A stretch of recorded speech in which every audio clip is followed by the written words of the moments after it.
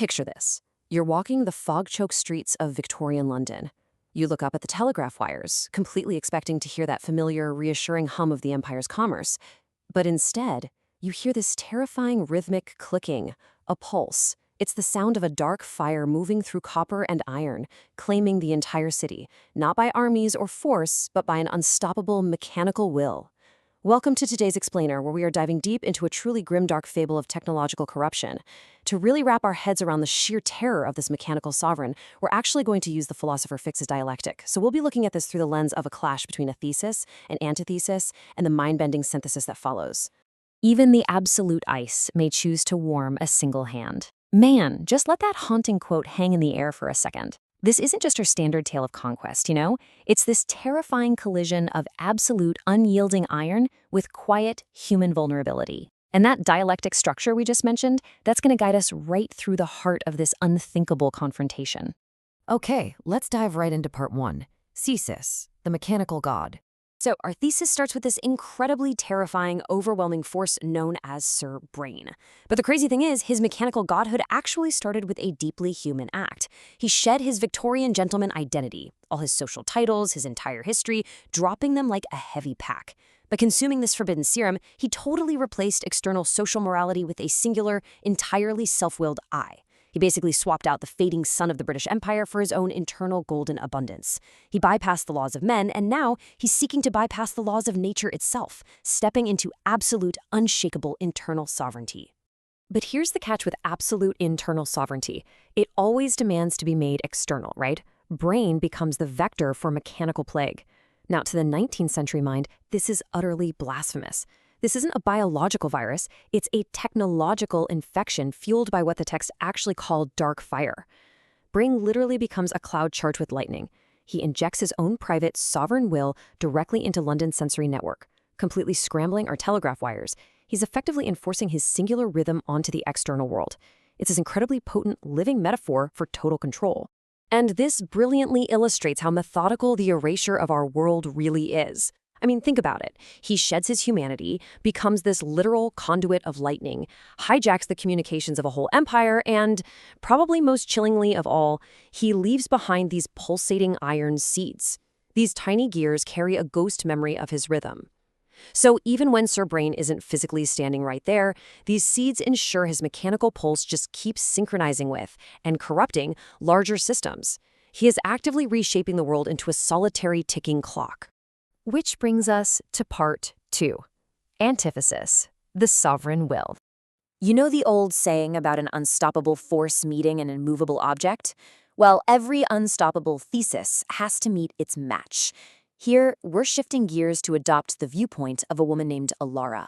We get to see exactly what happens when that terrifying mechanical force meets true human resistance. The contrast is just striking. On one hand, you have mechanical divinity, iron, sovereign, the absolute ice, fueled by that solitary, burning, dark fire. And on the other hand, you have Alara's resistance. Hers is a living, blind, quiet architecture that's calibrated purely by touch and memory. Sir Brain is like a wound-up iron train, aggressively seeking to conquer, while Alara is an unfinished fusée, rooted deeply in a living human rhythm. It's the ultimate clash between mechanical divinity and sovereign will. And now let's look at part three, synthesis, the warm fracture. So what actually happens in that intimate moment of contact? The second the absolute ice touches a single warm hand, this monumental collision breaks down into these 5 profound parables. First off, as the dark flame passes like liquid violet into Alara, it discovers a rhythm that neither commands nor begs. So for the very first time, the fire hesitates, and it's out of interest, not fear. Second, these 2 escapements force a temporary mesh. One is iron and sovereign, the other living and blind. And here's the absolute miracle of the story. The stronger iron train doesn't override the weaker one. It actually listens. Third, the power transfers, but it does so experimentally, carefully, almost like the mechanical god wanted to know if another hand could even hold his fire without turning into him. Fourth, Sir Brain experiences this completely new sovereign curiosity, a strange pleasure in finally being answered by a resistance that's actually worth studying. And finally, fifth, in the quiet silence after they touch, a residue of violet warmth remains, a living question, just left behind in her palm. Alara sums up the awe of this synthesis so perfectly. She says, "I felt the fire move through me, and I did not become you."